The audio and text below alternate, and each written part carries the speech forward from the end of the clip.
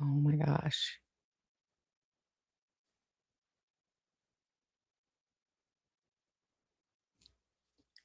Hello. Oh my goodness. Okay. Okay. Oh my gosh. Okay. So I know it's like for where I am, it's 2 p.m. in the afternoon. So I don't know if anyone is going to be live right now. Who knows? It's the weekend somewhere for some folks. It's 5 o'clock other places for other folks. But hey, welcome to my live test. As you can see, ah, okay, y'all, I'm a little gagged by this camera quality. Ah! Hey everybody, if you are watching on Instagram or if you're watching on uh uh YouTube, hello. Hey y'all, I see y'all in the comments. So also if you want to go over to if you're on YouTube watching, you can see I've got my full setup. I have been working on look at y'all on Instagram.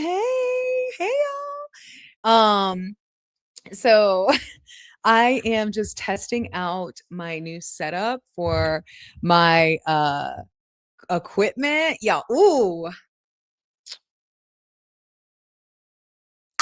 Wait, I'm actually so excited. Um, thank you. Hey y'all. Happy Friday. Um, hello. Oh my gosh, you guys are from all over the world. Tijuana, Austria, Brooklyn. Hello. Welcome to the first ever live test of my new setup. You can see I'm like looking all around. I know where to find the camera and be able to see y'all. Hey y'all. I am just, I was just with my team setting things up and making sure that, we got this set up together. Y'all, this I'm so excited. And I think it's a good opportunity too to talk about we got Tampa, Puerto Rico. Oh my goodness. Kansas City. I love to see it. Thank you for checking in, y'all.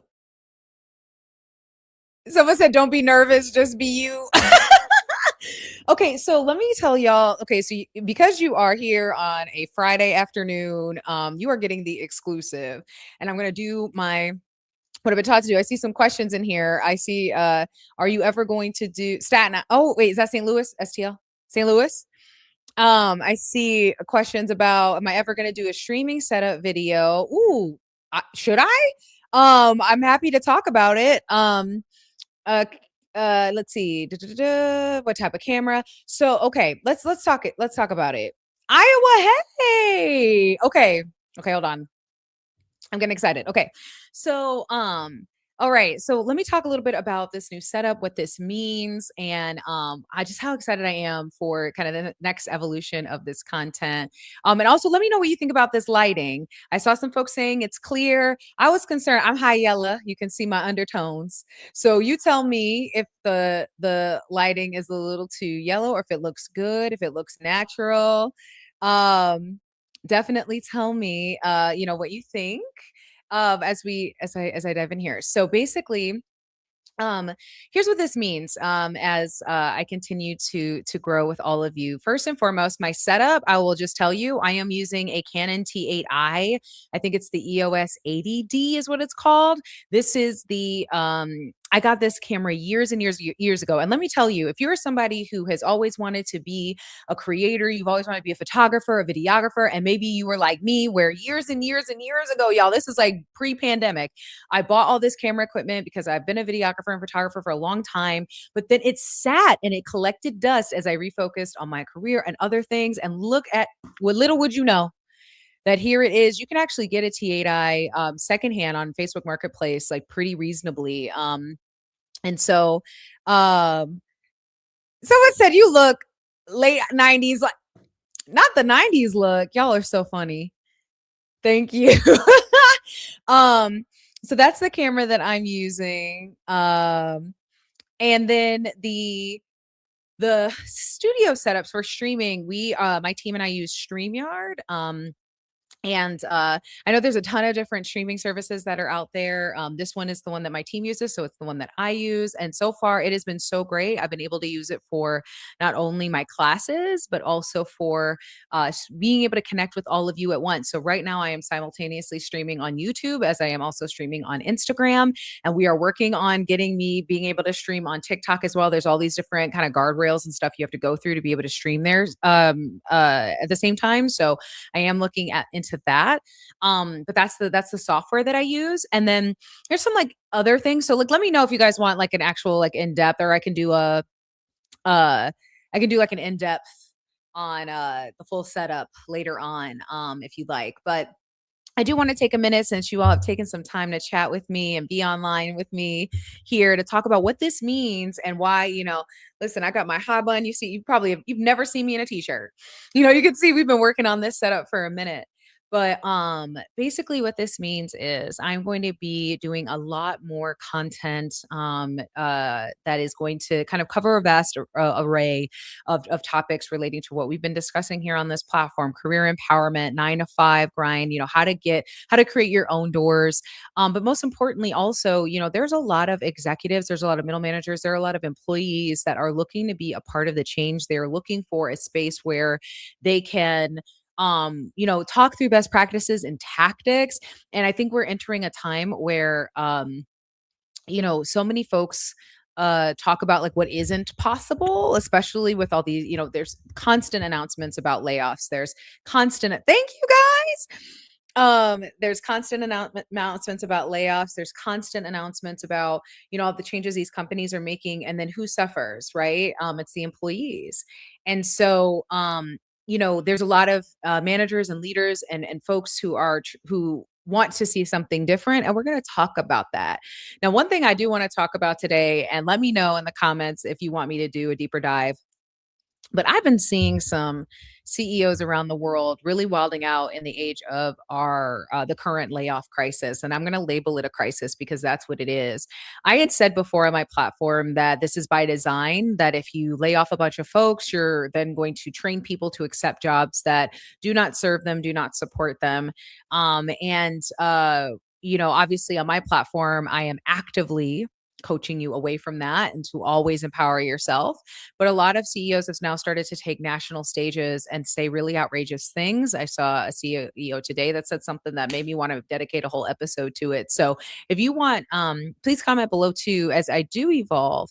If you, on this platform, if you want to see content where I'm talking about current events and best practices and kind of my opinion on what's going on in the news as it relates to not only career but things that surround uh the career space that impact you in the 9 to 5, like please comment in the chat if you also want me to do more of that commentary as well, because I've gotten some requests from folks who are like, Beverly, did you see what happened in the news about da da da da da, like what do you think?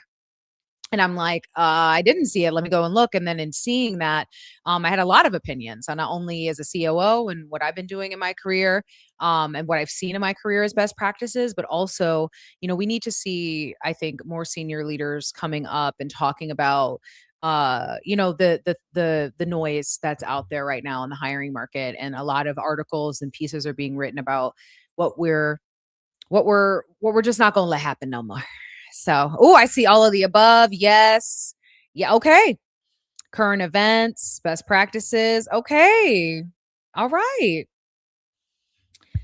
Okay. So then don't forget, especially if you have just tuned in, I do have Sunday Scaries this Sunday. Make sure that you're going to be here. I believe it's Sundays at 6 p.m. Central Time. And you can also register at my website so that you get a notification when it's time to be in the room for Sunday Scaries. But then otherwise, okay, thank y'all for your support. You can see I'm like, listen, and this looks so cool from YouTube. It looks so cool. Oh my gosh, I'm so excited.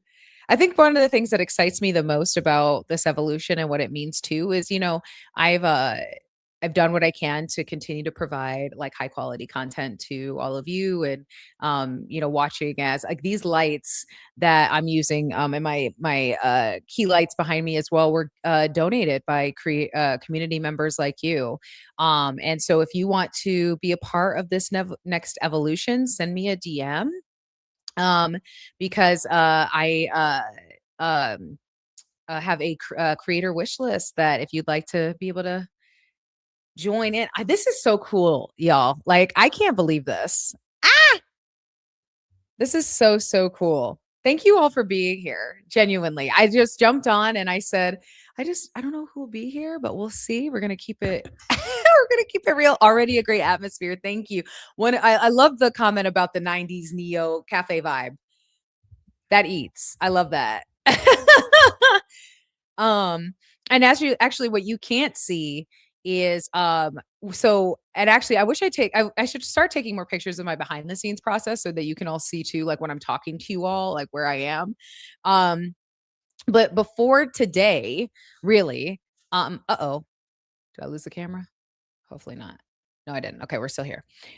Before today, I used to do my videos. A lot of my videos where I had my mic like this and I was talking to you, was on this little desk that I have had for ages. I think my mom got it from Home Goods, like truly ages ago. And when you're trying to have all your materials and your computer and your papers and all the things, it's like I felt so compacted. So recently, I have this desk that I have been using for something else. And I moved that in here so that, I have like I really feel like this is a real show, y'all. Like we're in the showtime right now. Like it feels so cool. And I think, I think it's and not only that, right? But like I said, I think what I'm excited about is for us because I see your comments. People are like, Beverly, do these current events. We need to have some conversations. And I'm all for it. I'm all for it. Hey y'all. Wow. That's actually so funny. I just told one of my teammates who was helping me with setup before I jumped on today. I was like, I don't know if anybody will be on. And look at y'all. Thank you so, so much. I'd love to use this as an opportunity too, since so many folks are here and like, don't mind me. I'm just like messing around with the different things. So, but I'd love to hear from you all. Are there any topics that you would love to see me cover? Things that you would like to see me discuss, things like that. Because I think what's really helpful is every once in a while, I really like to check in with all of you. I do. Yes, we are on. Um, but I like to check in with my community to see, um, what you all like and what has been resonating the most with you. I will say that recently I have been refining my content approach to be really towards solutions and action items and how do we especially if you're a leader from a marginalized group, if you're you're an executive yourself, or you want to be an executive, but you want to be an executive that's a change agent, right? If you're just like, you know what, like Beverly, I just want to, work my 9 to 5 while also creating my own doors, starting that side business or that side hustle, whatever that may be. And if there are topics or things that really resonate with you, or maybe you're struggling with that you want to see covered, please put in the comments what you'd like to see because this is crazy, y'all. Like it's giving Twitch. It's giving streamer. It's making me want to adjust my posture a little bit. This is so cool. Um, Let me see. Maybe our mental health at the moment, since our world we're living in is so scary. Wow.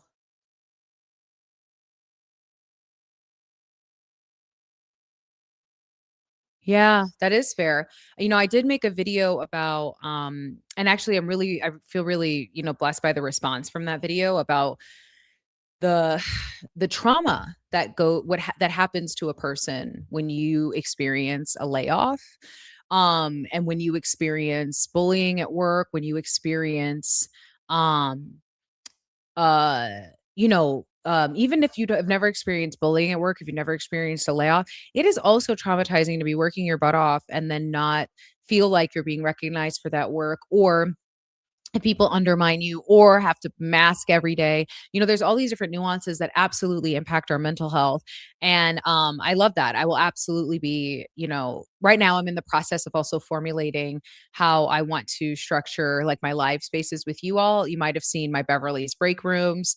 Um, and that was a testing ground for me to start playing with this format, being able to stream in a more structured approach, but also content wise, and so I absolutely can look at, mental health best practices and how you can protect yourself with everything that's going on. I did see the comment about everything that's happening with um the current release of copious amounts of documents that are, showing up. I'm trying to be very cognizant on my platform because I know that so many folks are inundated with this right now, and it's really, really hard to look away. So I don't want to really use at least my platform for right now to talk more about it because I think so many people are dialoguing on it.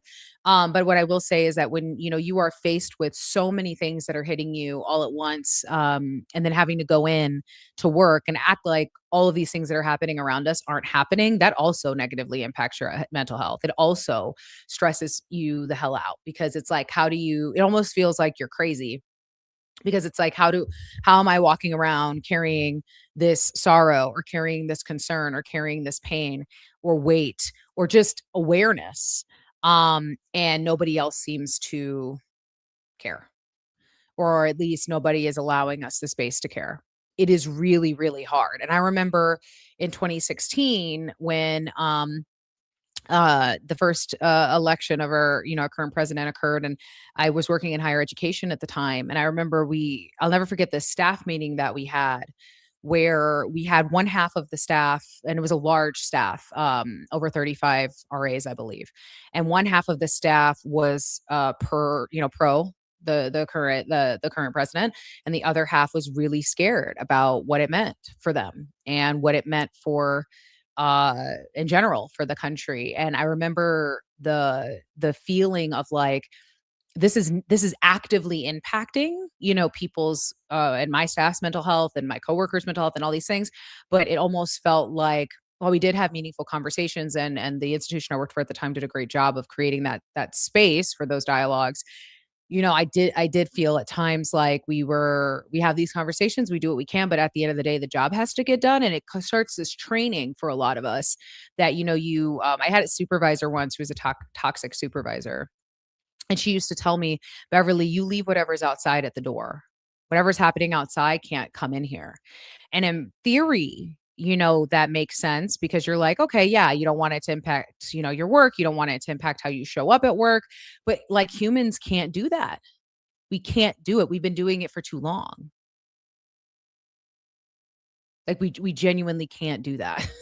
It's not possible. Eventually something will happen and the dam breaks. And then what do you do when the dam breaks?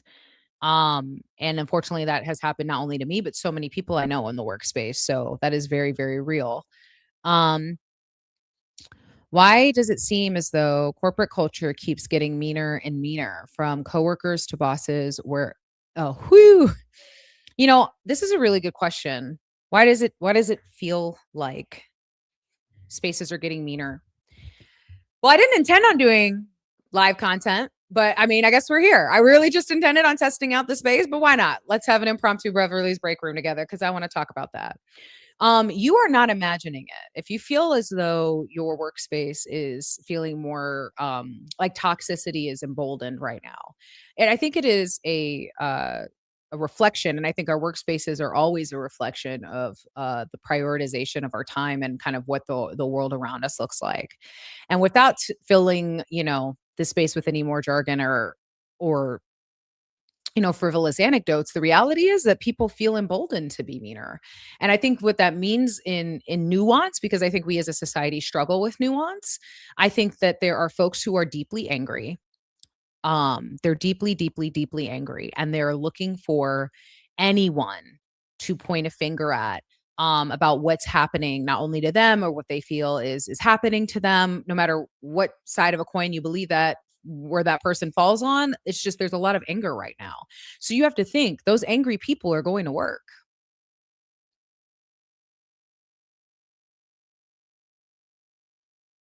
Those angry people are going into offices every day and they are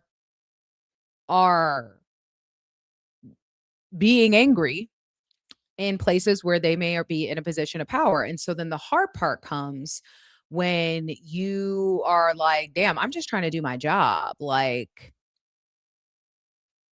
I'm not trying to get caught up in anything. I don't know what's going on. Um,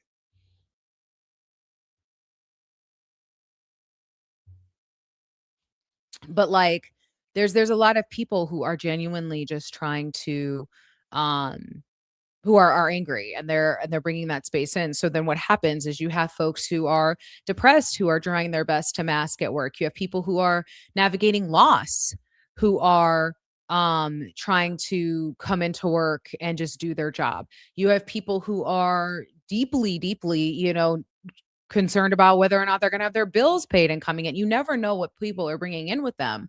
And I think the hard part is that folks who are struggling with anger or venom in relation to any kind of thing, that venom always spills out. It always spills out. If they feel like, people are taking power away from them, or if they feel like, you know, that there's whatever it is that's on their agenda, well, it spills out. Um, and the reality is when you have people in power who don't check it, especially in senior leadership. And I think the thing that we often take for granted, and I'm talking about we as senior leaders, like I'm a COO, y'all. So I think what a lot of times what we as senior leaders take for granted is that we set the tone. We as senior leaders set the tone.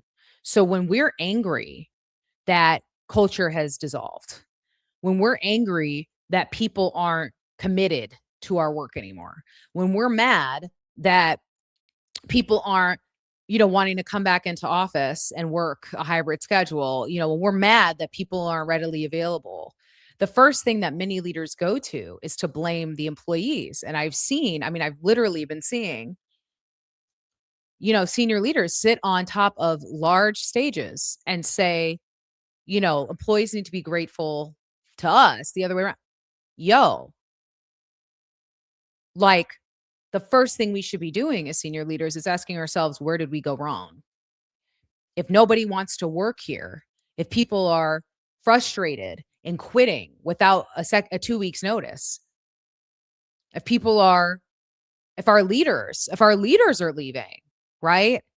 The question isn't, you know, well, heck, what, to blame on them. The question then becomes, okay, well, what didn't we do for them? How did we not catch this? Because there's always signs. So the question before about why are people getting meaner and meaner, I think the second reason why people are getting meaner in the workplace is because they're tired of feeling voiceless where they work. And unfortunately, most people that I've interacted with in life are not emotionally mature or regulated or doing the processes they need to do to ensure that they are emotionally mature and regulated. So you think about it for a minute. Let's say you're a mid-level manager, because I know a lot of employees and a lot of folks, and I'm including myself in that. We often like think of leadership as other, but I want you to think for a second. You're a middle manager. Okay.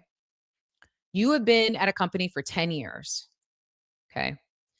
You've been available when they needed you to be available. When they rejected your PTO, you took it on the chin and just rescheduled.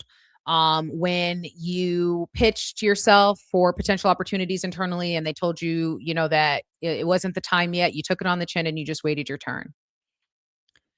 And slowly but surely, you watch as people around you are getting promoted. People around you are being celebrated, not just promoted, celebrated. You see the new employees, the new leaders coming in and they're being recognized, right?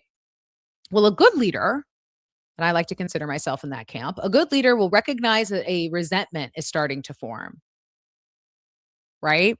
Because so many of us, I think so many people resent where they work and they take it out on their coworkers and they take it out on their employees, maybe not even intentionally. And I'm always a firm believer that I think most people who cause harm I'm just of the camp that I believe that most people who cause harm don't mean to do so. I do. I think we're human and we're flawed. And I know that there's a lot of room for nuance, but there's a difference between indirect harm, right? That's caused because someone's hurting versus malicious harm, right? Somebody's actively trying to pursue you as a target.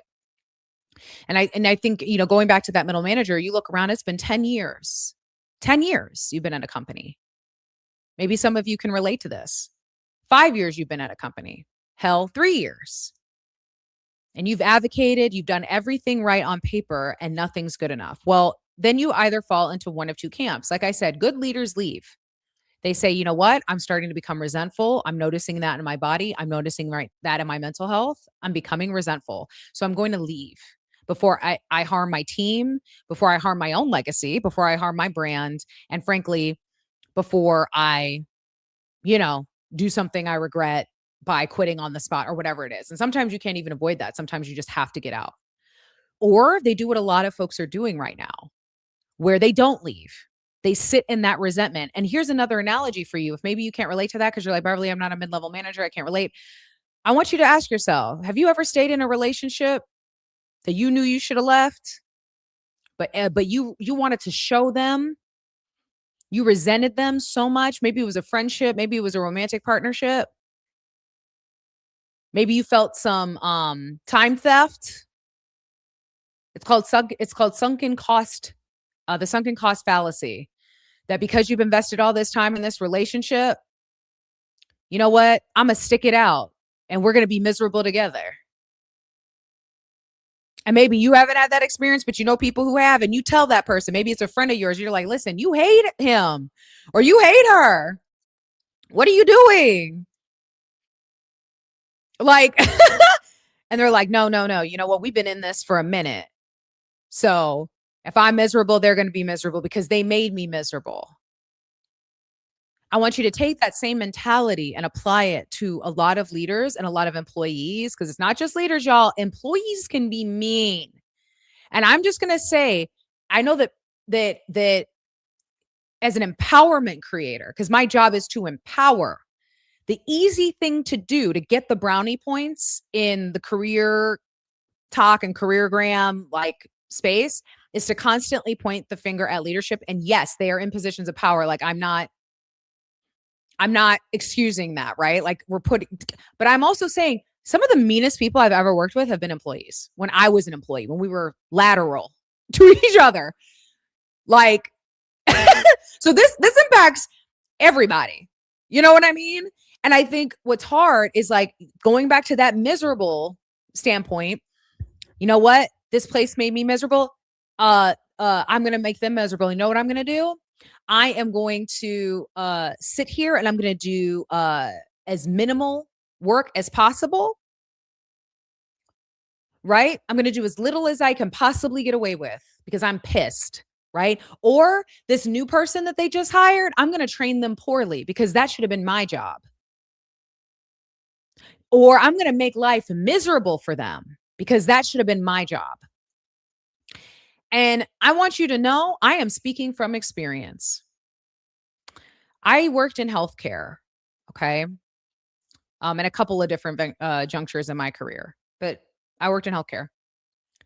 I had positioned to the organization that by that point, I had scaled so fast at the organization. I was moving quickly. I was optimizing processes at the front end. I was doing all these things that I had already started working with the clinical team, and they had established, Beverly, like, we want you back here. Like, you get it. You're locked in. I'm jumping head first with the team. I mean, I loved the clinical team there. And I pitched myself to them. I said, listen, I have a bachelor's of science. I have a master's of science. I was a bio minor, like credentialed. Yes, I know it's different than being a clinician, but I'm happy to do whatever certifications you need me to do, go back to school, whatever you need me to, because I'm already on the ground doing the work. So I believe I should be a practice manager for this organization. I was told all these reasons why no, like you're not qualified. Okay.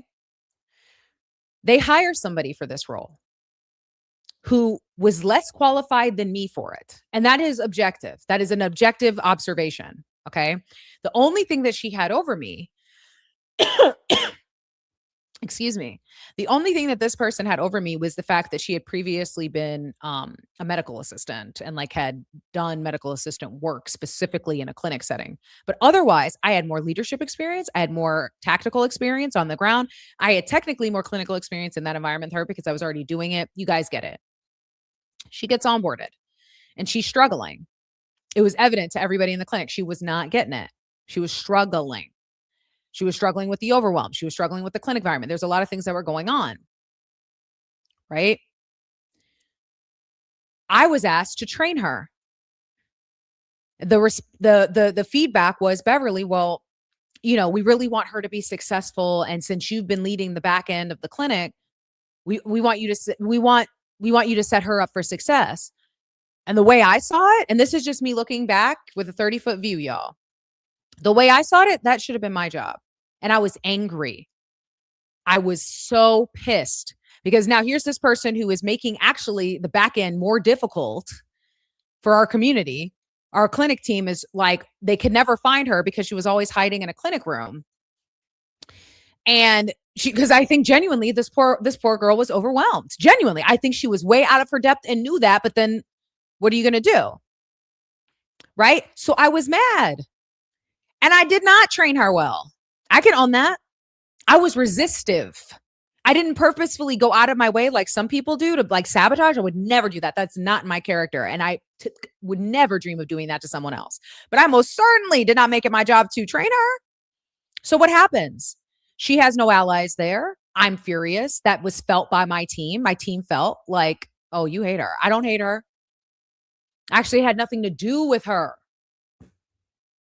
It had nothing to do with her. She unfortunately became a symbol of an injustice that she was not responsible for. And later on, when she and I had it out, because there were some things behaviorally that weren't okay with how she was talking to me and my team and some other things, and we had words, and then there was this whole media, she outright was like calling me out my name and all kinds of stuff. And I looked at the CEO for support and I wasn't given that support. In fact, I was told that my voice was too loud, even though she was calling me this and that and the third. Okay. Later on, when we finally had a heart to heart meeting, after all this was said and done, because I realized I'm like, okay, this is starting to impact now my team dynamics and all this because they can't keep seeing two leaders fight like this. This isn't okay. So I said, can we talk? Like, can we talk this through?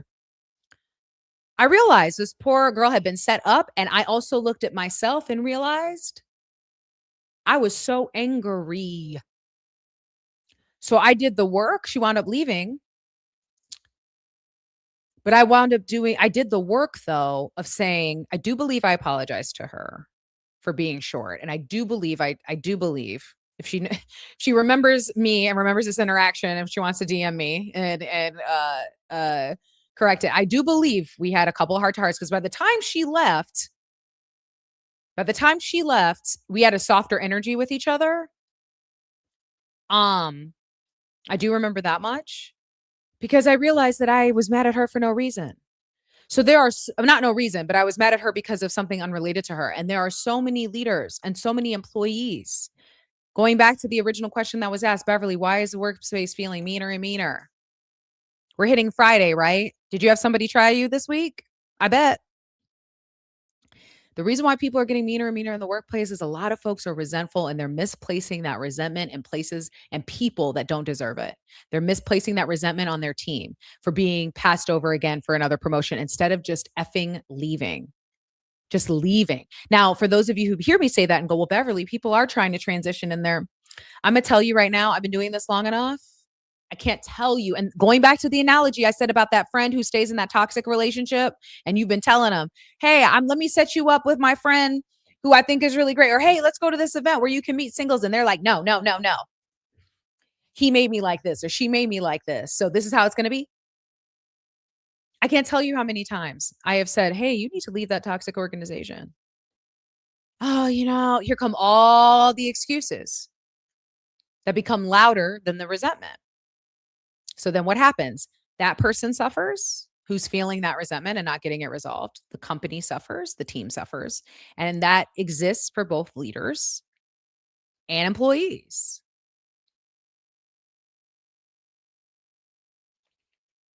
You have to know, I love it. You have to know your value. And I think that's a big reason why there's a lot of pain right now in the workplace. Is a lot of There's a lot of people who have been harmed at work, both employees and leaders alike. And they are mad at the systems that created those scenarios for them. Um, Sorry, I'm trying to look through people's questions. Um,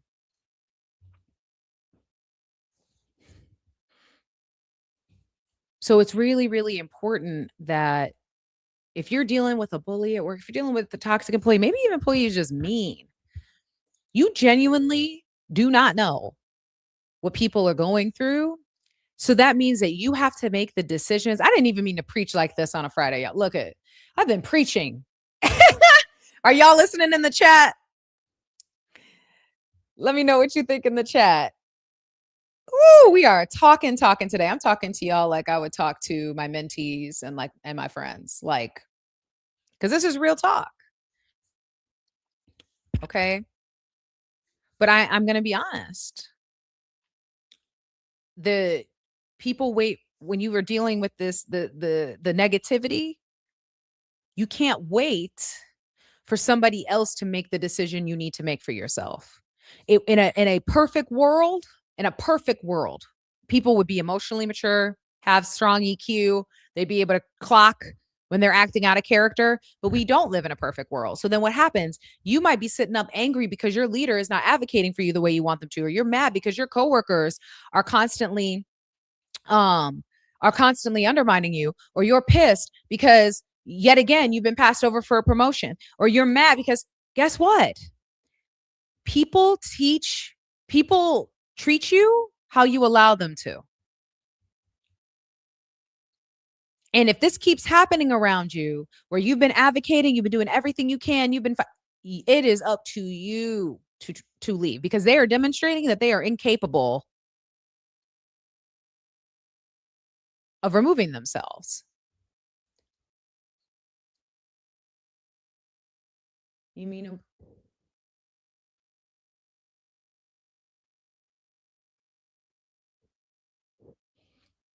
and I think, you know what? If we're going to be really talking some more here, I see y'all in here. I see it. If we're going to keep real talking for a minute, especially because as the week ends, I know for me, when the week ends, I'm reflecting on the week before, right? And one thing I want you to consider as we think about, why are people mean? Because this was a great question. Thank you for this question. Why are people mean at work? Why are people getting meaner and meaner? One thing I want you to reflect on is, I want you to do an audit of your environment. And I want you to really think about, I want you to really, wait, hold on. Sorry. I see you all are asking really good questions and I don't want to lose them. Hold on. Okay. Let me see if I can do it this way. Okay. So I want you to really look at your environment and I want you to ask yourself genuinely, does my environment serve me? Meaning, does this marriage serve me? Because we're gonna get real talk, y'all. Does this marriage serve me? Does my job serve me? When I say serve me, I don't mean, and I've said this before in other platforms, I don't mean that everyone is supposed to be serving you on a silver platter. That's not realistic and it doesn't make sense. And I think it's important to clarify that. When I say, does your environment serve you? I mean, are they pouring into you just as much as you're pouring into them? Is there a level of mutualism at minimum? Right? Is it not parasitic? Are your friendships pouring into you? Because if you look around and take stock and the answer to all of those questions is no, I want you to ask yourself, why do you feel you deserve to be in that environment? Because the question then isn't, why am I not leaving? Or why am I not getting new friends? Or why am I not getting a new partner? Or why am I not going no contact with my family? Or why am I not? The question becomes, why do I feel I deserve to be in this environment? Because what happens when you ask yourself the question of, well, why am I still working here? Well, here comes all the excuses that often get louder than the real truth. I've been here for 10 years. Well, they said that they're going to promote me. Well, the check is great and the market's scary right now. Well, I don't really want to interview anymore. So I don't really want to go through that process. Well, I haven't really been working on my LinkedIn. Well, my network isn't. Those are the reasons. But why don't you feel like you deserve better? Because there have been plenty of times in my career where I have been treated well and plenty of times where I've not been treated well. And the question I kept having to come back to when I realized that I wasn't being treated well in a space was, Beverly, do you feel like you deserve this treatment? And the moment I asked myself that, the answer was always no. And then it was like click, and I started moving towards that next wherever it was I was going to next. Like it was, but it took me a while to get to asking myself that question, because up until then is, well, why don't I leave? Well, because here comes this long list. Well, the team is great, or the like I said, the. But the moment I remember to ask myself, well, Beverly, do you feel you deserve this? No. I'm just saying.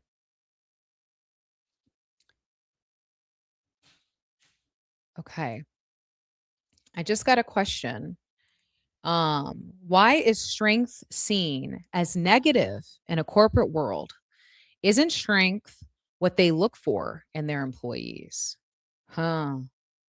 This is a really good question. Why is strength considered negative? Well, I want you to think about it for a minute. Why would strength be considered negative? Let's use an example. Let's say you are navigating a loss. Okay. You're coming into work, you're putting on a brave face, but because maybe you're a little bit more stoic than usual, because you're being strong, right? You're showing up for this organization. Frankly, you're just showing up for your check, but you're showing up. But you're not as vibrant as you usually are, or maybe you're not as at any of the social events anymore, or maybe you're not volunteering for projects anymore. The point is that in your strength, you're not necessarily going above and beyond. You're doing exactly what's expected of you. Well, that becomes a problem to toxic organizations because they benefit from you going above and beyond. And I want to be clear that many employees benefit from going above and beyond, because if you do it right and you politic correctly, you get promotions. But we're not talking about that. We're talking about the organizations that purposefully do what they can to promote a culture where going above and beyond is considered the standard. So what happens when you're being strong, right? You're showing up. Well, first it starts with some comments, right? What's been going on? I've noticed something's different about you, or I noticed something's happening, especially if you're in leadership. Ooh, you're not allowed to have dramatic shifts like that, right? Then the conversation comes from about whether or not you're bought in anymore. We just don't feel like you're bought in. They have no clue that you're being strong every day, just fighting tears, not crying at your desk, right? But then in other scenarios, because in that scenario, strength is technically seen as a bad thing because you are being strong. You're just not being as strong in a way that benefits them. But then in another scenario, you are doing, how many of you in this chat right now are doing three people's jobs at work? I genuinely want to know. Whether you're watching on YouTube or catching this replay later or watching on Instagram, I want you to answer in the comments for me. How many of you are doing three people's jobs right now, or have done three people's jobs? Maybe if it's not right now, you've done three people's jobs. That takes strength, doesn't it? It takes a lot of strength juggling all of that mess, right? Especially if you've been juggling it and you're expected to juggle it without complaint. Like, that's the trip. That takes an immense amount of strength to do that consistently. And then, of course, it's not seen as a negative thing. It's great. And it justifies for them, well, we've got strong employees. We have employees that are bought in. We have coworkers that are bought into the culture. And what happens then is you have newer employees or employees that are coming in who are getting used to the culture, looking at you juggle three people's jobs. And then they say to themselves, okay, maybe that's just the expectation here. Strength becomes the expectation, but that strength, it benefits, it's not strength in self, it's strength and fortitude to maintain and keep your job. But then strength becomes a negative in that regard because then you stay strong and you listen to them tell you that and raise is coming or this and that, and it never comes because you've been maintaining a momentum that they realize, oh, well, we don't have to pay them extra. Remember, these are businesses. We don't, well, you're already doing it. So what's the incentivization for this is toxic leaders? What's the incentivization for us to, there is none. There literally is none. From a business standpoint, y'all, I know you feel that, but like allow me to confirm. There is no incentivization for toxic organizations to promote you or give you raises if you're already doing the job that you're asking to be promoted into or you're asking to get a raise for what you're doing. Now, to leaders like myself, it is absolutely critical that our teams are not only nurtured, they're fed. We breathe life and speak life onto them. We make sure that they are recognized proactively. We make sure that they're paid proactively. We make sure that we're being transparent when we can't pay them what we feel they're worth. So then we try to find professional development or we try to provide different policies, or maybe we're more lax on, because there's a recognition and an understanding that if you have quality, if you have employees that you've hired, that you've done the due diligence of bringing onto your damn team,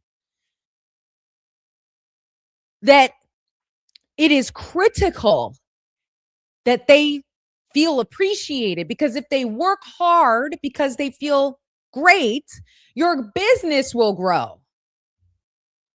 And I cannot tell you how many leaders I have who have looked me in my face and have said to me,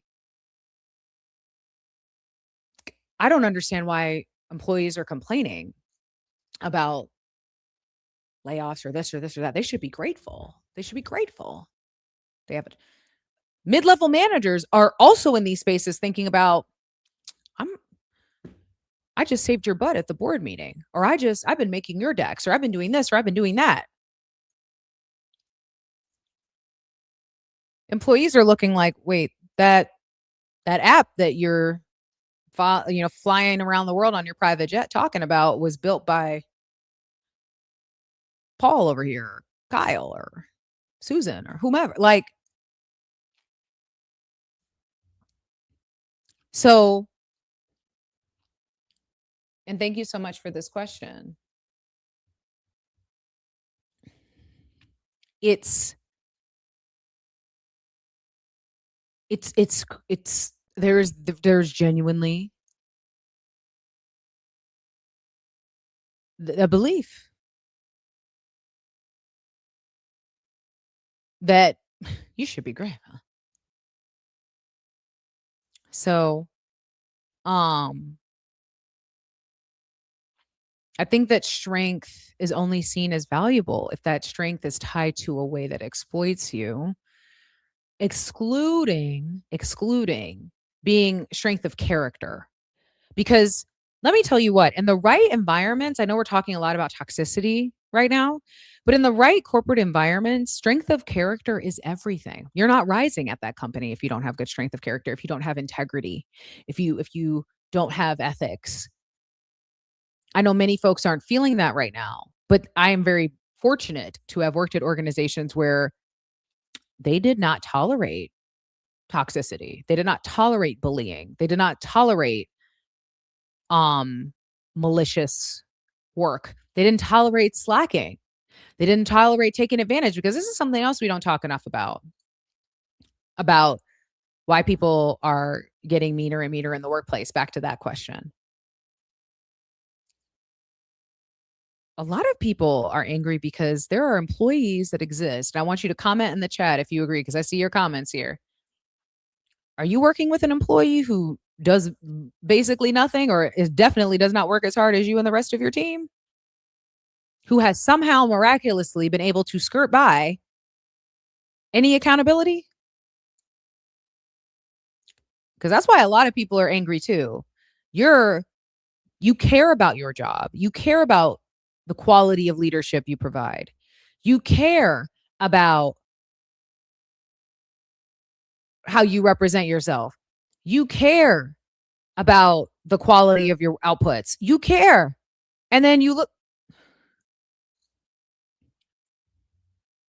and and totally content with it. I think that's the enraging thing, right? No one is saying that no one is saying that you've got to be a brown noser or any of those other things but like, you care. And then there's some oh, what do you mean? I remember the first time, y'all. This is so funny.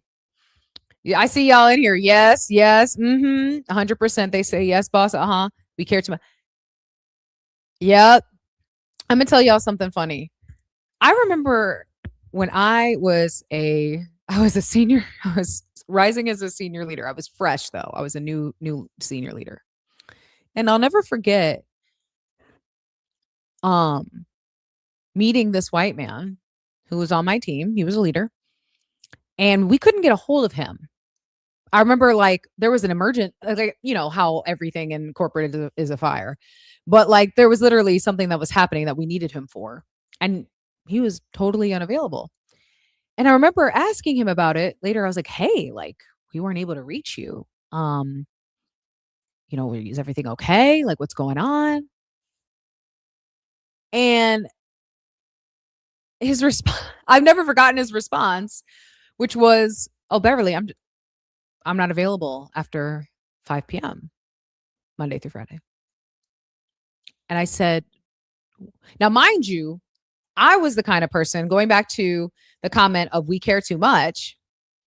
I was the kind of person up until sadly recently, within the last 2 years, who was always available, because I was led to believe as I was rising through the ranks that those are the folks that are celebrated. Always available. Make sure that you're the person who's locking it down for the team when nobody else is answering the phone. You're the one who's always there. So you can imagine my absolute shock when he said, "No, I'm not available after 5." Now, of course, the CEO had a problem with that. Many people had a problem with that because we'd all been conditioned. This company needs to be the most important thing to you. He did not budge. And what if I told you that he found himself without a job months and months later? And I do believe that that began the start of that conversation was, "Oh, this person isn't bought in." No, he had proper boundaries, and it radicalized me. I was like, "Not available after 5? We can do that?" It didn't even occur to me. And I was a senior leader too. I was like, "Not be on call?" Now, mind you, I was telling my teams, do not if I email you on the weekends, do not respond to that email. If I text you, do not. The only reason why I'm doing it is so that I don't forget it. Cause sometimes, like in Slack or Teams or wherever, like you'll message something just so like, hey, just so I don't forget it. And I would make sure that expectation was really clear. Cause I'm like, so make sure that your notifications are off because I don't want you stressed about me. Um, but let me look at some of your comments. I'm their highest producer.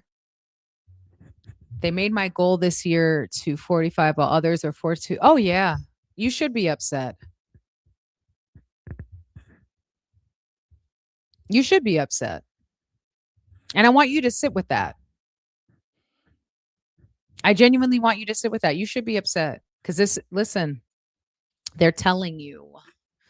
If everybody else has a separate expectation in order to grow or get a promotion or do whatever, and you have something entirely different because you've always been a high performer. Hey, New Zealand, happy Valentine's Day if it's already Valentine's Day there yet. Like, they're telling you how they feel about you. I love y'all in the comments advocating for him. People are like, he was at home cooking. He was spending time with his spouse. He had stuff to do. I love it. He did.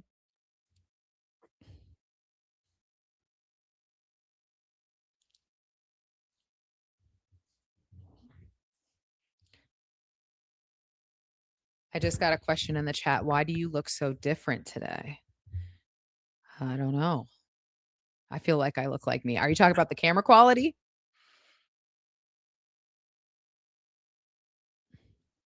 This is so cool. We're really real talking.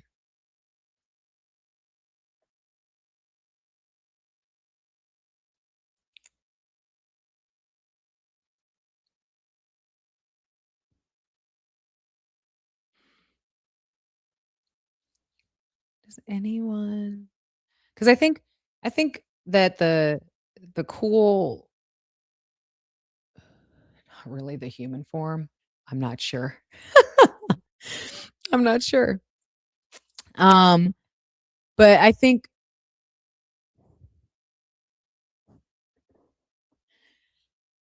somebody commented one of the best opportunities is to work for a business owner closely. I would say so. Working for small teams, I think it's become a bit of a lost art for a lot of people because I think a lot of folks are going towards at least there was a big push in the early 2000s to be working for these like big box companies, especially with the Silicon Valley explosion. Um and what I find to be really interesting is that so many startups are really, really, I mean, they're accelerating like crazy. And I think that if you are looking to be on the ground level at an organization, working alongside um, a company to get close with the organization, to be a part of the key players, I truly believe that working at a startup or working at a smaller business, like I'm currently a business partner and COO of a small business here in Chicago. And it is the best gifts that keeps on giving because when you are part of that tight knit team, your value is communicated in so many different ways in a way that working at a place that has 50,000, 100,000, 200,000 employees, I mean, you become a cog. And some people want that. I just want to say this too, and I think it's important on my platform that I say it because there's space for everyone here. It's okay if you don't want to be a business owner. It's okay if you don't want an LLC. Like, allow me to confirm that. If you've been feeling pressure to get your bag and start your own thing, allow me to be the person to tell you that it's not, you don't have to do that. I have so many folks who meet with me one on one, which, by the way, if you go to my link in bio, you can grab an empower hour with me. Um, and I have so many folks who meet with me one on one who are like, Beverly, I know I should start a business, but I don't know what to do. And I'm like, why? Well, I feel like I should. Why? Do you have a business idea? Well, no. Do you want to own a business? Well, no. Okay. Well, it's okay if you don't want to. Um,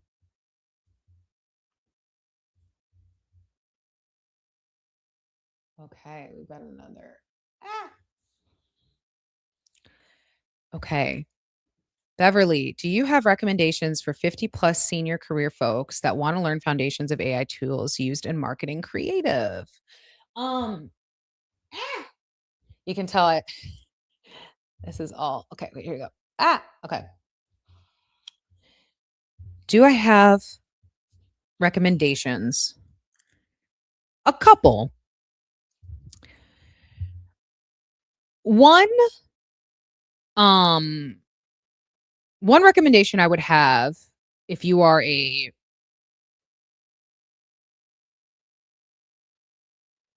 um if you are somebody who is a senior career person and you're trying to fit yourself into the AI race because it really is an AI race. Everybody's AI. I feel like you can't escape AI anywhere you go.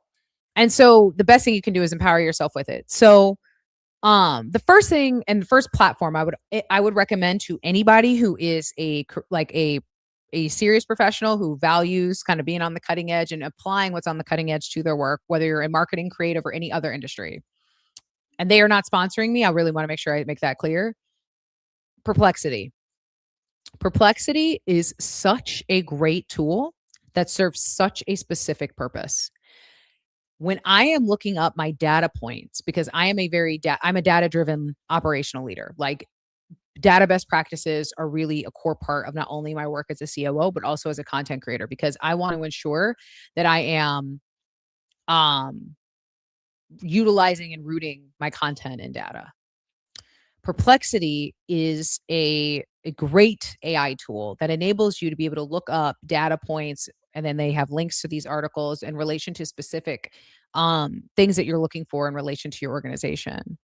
So if you are, maybe let's say you work in like in this example, you work in marketing and you're looking for user insights, or you're looking for um maybe a cross analysis on best SEO, um uh uh best SEO practices in relation to your particular industry. You could go into Perplexity and look up SEO data, insert your industry, insert your year, insert your niche. Um and it'll pull up a bunch of different articles and research papers and all kinds of good stuff for you to be able to utilize for your purposes. So I use the free version. I don't have a Perplexity paid account. I have exclusively used the free version, and it is very robust. Um, So that is one AI tool that I would recommend, especially for data. Like if you're looking for article references, if you're an author, if you're a journalist, if you're honestly, it works for every freaking industry, even for like for software development. If you're like, what language should I be using to build this particular model? Like it's really great for data. Um, I'll use that as my primary recommendation for right now because I'll be honest with you. Um, I used to be like, let me go with this. I used to be super, super into ChatGPT like everybody else when it uh first got going. But now there's just so many different tools that I myself need to do a deep dive as to what else is out there because there's literally so many different ones. But Perplexity is so great if you're new to AI. That's such a great follow-up question. It is so user friendly. I wonder if I can share my screen. Hold on. Wait, we're gonna test out. Okay, wait. Okay, I'm inching closer for a second.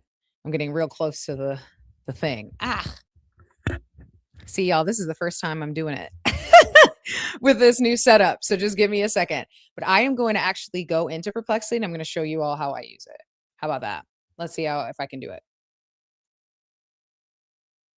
This is so funny. This has become ah.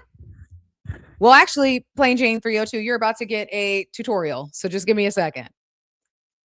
Okay, hold on. I'm also trying to make sure I'm in frame. Okay, here we go. Let me pull this up. And then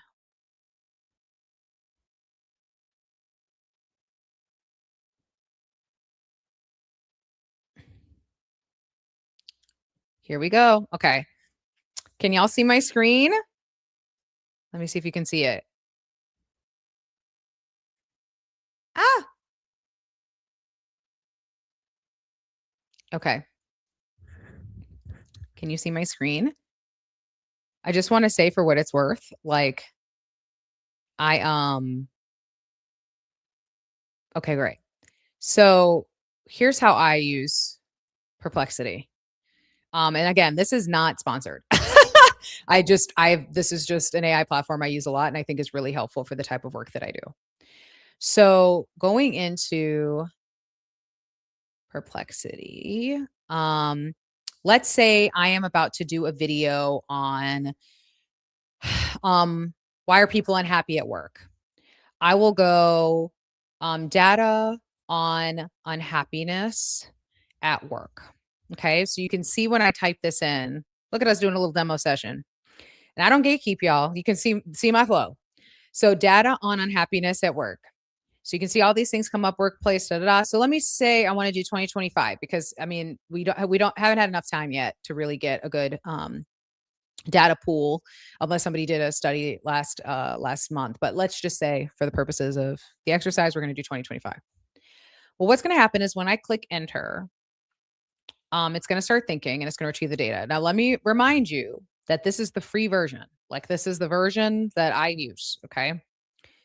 It's going to be loading. It's going to be starting to parse through and look through different articles that relate. You can see it's thinking. Here it goes. In 2025, multiple data sets point to a steep rise in burnout, stress, and disengagement, with a majority of workers reporting some level of unhappiness at work. And it pulls the data point. It then breaks down in an overlevel view for you all of the different subheaders. So you can see headline numbers for 2025, drivers of unhappiness, who is most affected, economic and performance impact, example stats you can quote, right? As well as providing you with follow ups. So let's say after you do that initial search query, you can find all other kind of goodies that relate to the topic that you're looking for. Okay. Now, what I do then is I immediately go into the documentation. So in this case, I'm going to share this tab instead. You can see this is one of the articles that it pulled. Now, see here how there's a hyperlink over new research from Eagle Hill Consulting. Because I am a data person, like I'm really like I'm a big data nerd about things. So I really want to get into the meat and potatoes to make sure I understand what I am quoting and what I'm referencing. Because somebody said the other day to me, I think it was somebody on my team, said that I am a, uh, a a communicator when it comes to data, best practices, and things like that. So, in order for me to properly communicate to my audience what they need to know, like I have to know these things. So then I dig into it, and this is like the core data from their research. Okay. Now, going back to this tab, let's say I didn't like that article. Maybe I didn't feel it was relevant. Going back to the person's original question about marketing and creative, maybe it didn't work for me. Well, I'm going to go to this one. Here's another one that came up, and they have a study that they referenced. Okay. And so it just takes you on a really great journey with a bunch of data points and one easily digestible space that can make the process of getting the data you need a lot easier, in my opinion. Because think about what you would have been doing manually. I'm a huge advocate for AI that works to support you, right? So it would take me hours and hours searching through Google and everywhere else um for articles related, and then the keywords might go up because it might be right, might not be right because of the SEO, and then it just makes it a lot easier.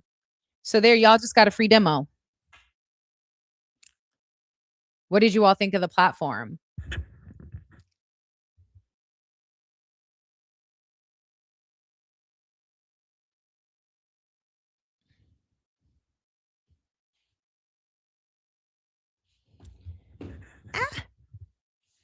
Don't worry, y'all. And that's the other thing. I just a lot in my seat. I'm gonna have to probably get another chair. We're in prime time now. Y'all see this camera. I'm in prime time. So I'm gonna have to get me a cushy chair for this booty. Cause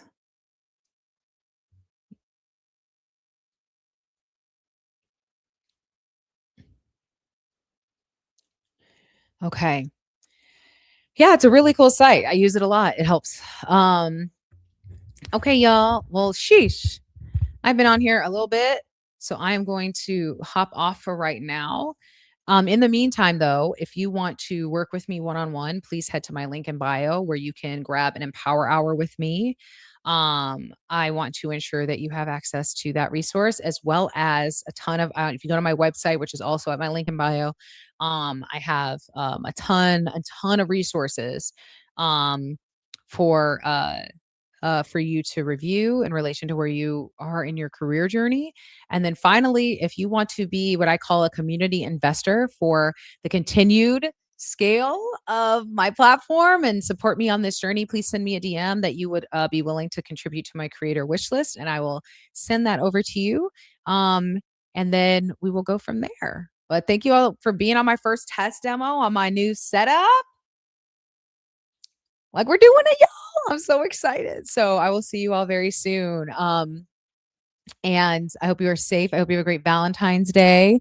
And even if you don't have somebody to celebrate with for Valentine's Day, that's a partner or a friend, you have yourself. And I always spend Valentine's Day celebrating myself because we need more than just our birthdays to remind ourselves that loving ourselves is important too. So, all right. Thank you all so much. We'll chat soon.